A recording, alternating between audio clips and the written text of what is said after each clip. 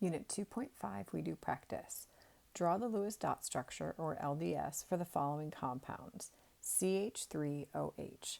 Well, for this and for any compounds that we have to do Lewis dot structures for, the very first step is to find out how many valence electrons we have for each atom in the molecule, and then add all of those valence electrons up. So we have a total number of valence electrons that we need to place.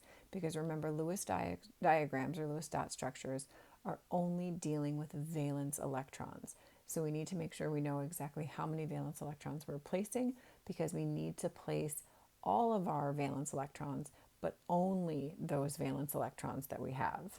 So remember, a quick shortcut for determining number of valence electrons is to use group number. So using the periodic table, we see that carbon has 4 valence electrons, hydrogen has 1 valence electron, but there are 3 hydrogens, so we actually have to multiply by 3. And then we have our oxygen, which has 6 valence electrons, and then we have 1 more hydrogen that has 1 valence electron. So when we add all of these up, our 4 plus 3 plus 6 plus 1, we get a total of 14 electrons that we need to place in our Lewis diagram. And for this one, since we actually have 3 different elements involved and we have a little bit of a complicated structure, we have to use the way they wrote the structure to help inform how we're going to draw this Lewis dot structure. So notice they have our hydrogens, our 4 hydrogens actually split into CH3OH. This tells us that we're going to have 3 hydrogens bonded to our carbon and the 4th hydrogen bonded to our oxygen. So we can use these structures, the way that they're written, to help us put together our Lewis dot structures.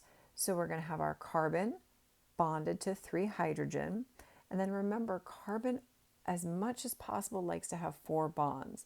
So it's pretty safe to assume that our carbon is then going to be bonded to our oxygen and at least have a single bond. Because it can't be bonded to that other hydrogen, because hydrogen only likes to have 1 bond. And I need that oxygen to be bonded to something.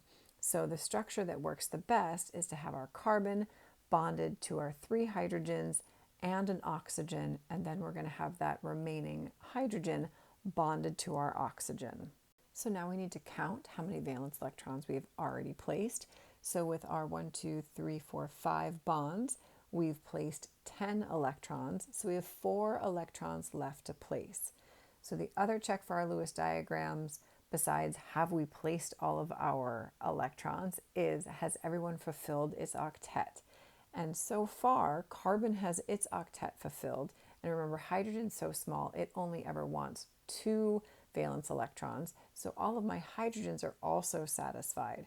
So it's just my oxygen that hasn't yet fulfilled its octet. It only has 4 valence electrons.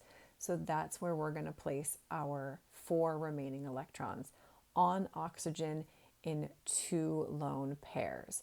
So now we do one final check. All of our elements who can take a full octet, so oxygen and carbon, have a full octet. Our hydrogen are perfectly satisfied with their 2 electrons each. And when I count up all of my lone pairs and bonds, I have placed all 14 of my electrons. So this is the correct Lewis diagram for our CH3OH. So next they want us to draw the LDS for NO3-. So notice this is an ion. So when we're approaching the Lewis dot structure for an ion, we start off as we would with any other compound. So we're going to get our valence electrons. So we've got 5 valence electrons for nitrogen, 6 valence electrons for oxygen, but 6 times 3 to get a total number of valence electrons there. And then for that minus, what that minus means is that we've actually picked up an extra electron because it's a negative. If it was a positive, it means that we've lost an electron, so I'd actually subtract an electron. But here I'm picking up an extra one, so now I'm going to add 1 more electron to my total valence electrons that I already have from my nitrogen and my 3 oxygens. So when I add these all up, I get a total of 24 valence electrons.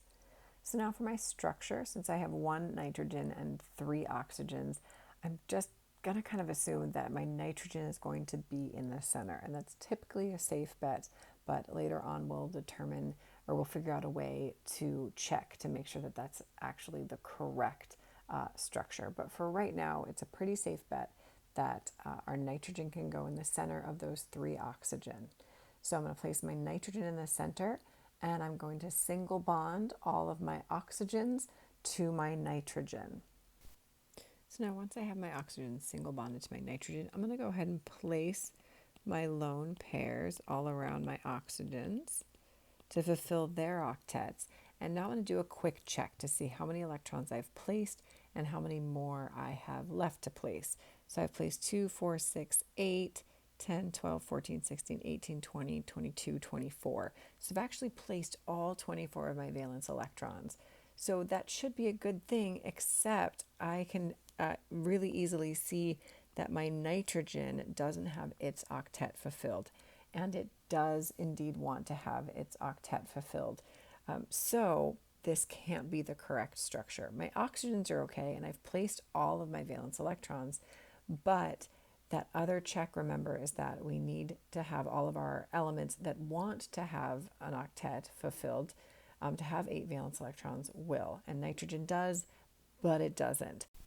So we need to rewrite this structure in a way that will allow us to have all of our elements, all of our atoms have 8 valence electrons using the 24 valence electrons that we have. And the best way to do that is to start playing with multiple bonds.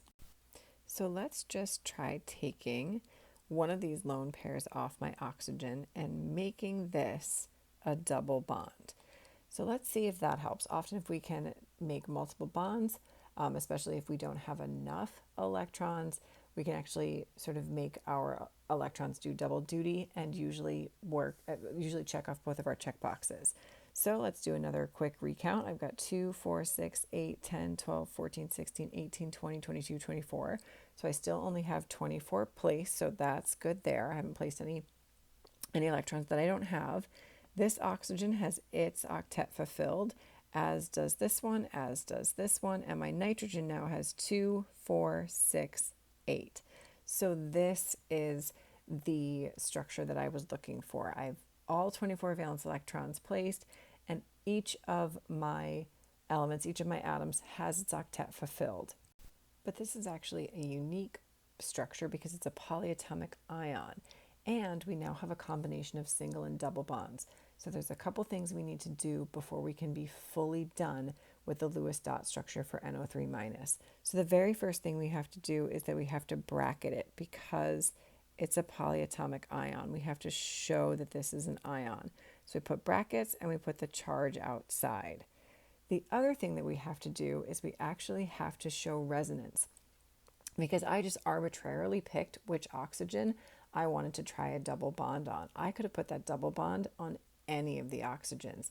So we need to show that. And to show that, we're going to draw double arrows and then rewrite the other 2 possible structures. So our other 2 possible structures are going to have the double bond on the bottom oxygen and the double bond on the left oxygen. So for this particular polyatomic ion, we're going to have 3 resonance structures.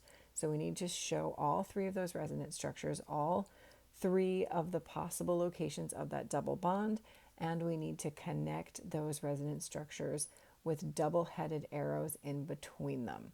And so now even on the exam, if they don't ask you for resonance structures, but you notice that whatever you are drawing has resonance structures, you need to draw them all out. So this would be the correct answer if this was an exam question asking for the Lewis dot structure of NO3-, because we've got all of our resonance structures represented. And then of course, don't forget your brackets and your charge because it's an ion. So finally, they've asked us for the Lewis dot structure for CF2S. So as per usual, we're going to get our valence electrons. So carbon has 4 valence electrons plus the 7 valence electrons on fluorine times 2 plus our 6 valence electrons on sulfur, and we get a total of 24 valence electrons. So now this is a little trickier as far as how do we arrange these elements, these atoms, because I have 3 different elements. So in this case, I do have to rely on electronegativities to determine who's going to go in the center. and it's typically going to be the element that is the least electronegative that is going to go in the center. And of these three, carbon is our least electronegative, so we're going to put it in the center, attached to our fluorine and our sulfur, all by single bonds to start with. So now I've got my CF2S, but one of the things to always remember is that carbon likes 4 bonds. It only has 3 bonds. So I'm going to see if I can get it 4 bonds to start with and then adjust later on if I need, if that doesn't work. And looking at my periodic table, my sulfur actually is 2 places away from the noble gases. So it has 6 valence electrons. It would like 2 more valence electrons. And that's a handy way to remember how many bonds an element would like. So sulfur actually typically likes 2 bonds if it can get it. And plus another hint is, since my fluorines are the same, it doesn't make intuitive sense that one of my fluorines would have a double bond and the other wouldn't, especially when I have that third element that I can put the double bond on. So I'm going to have my fluorine single bonded to carbon and my sulfur double bonded to the carbon. So now my sulfur has its 2 bonds, carbon has its 2 bonds. But now before I go any further, I need to pause and do a quick valence electron check. So I've got 2, 4, 6, 8 valence electrons placed, but I have 24 that I have to make sure I have on this diagram. So I need to place 16 more valence electrons. So let's add a whole bunch of lone pairs and see what we end up with. So in placing our lone pairs, let's start with our most electronegative element, which is fluorine.